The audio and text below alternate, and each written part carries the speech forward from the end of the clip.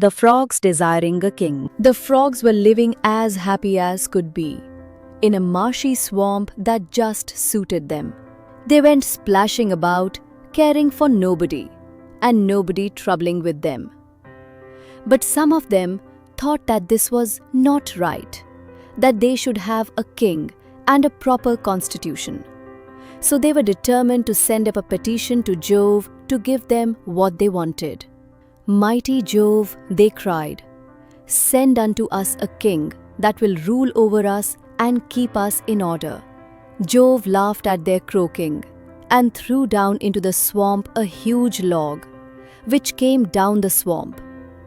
The frogs were frightened out of their lives by the commotion made in their midst, and all rushed to the bank to look at the horrible monster. But after a time, seeing that it did not move, one or two of the boldest of them ventured out towards the log, and even dared to touch it. Still, it did not move.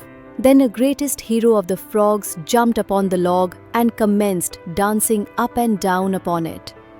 Thereupon, all the frogs came and did the same. And for some time, the frogs went about their business every day, without taking the slightest notice of their new king log lying in their midst. But this did not suit them, so they sent another petition to Jove and said to him, "We want a real king, one that will really rule over us." Now this made Jove angry, so he sent among them a big stork that soon set to work gobbling them all up. Then the frogs repented when it was too late. Moral: better no rule than the cruel rule.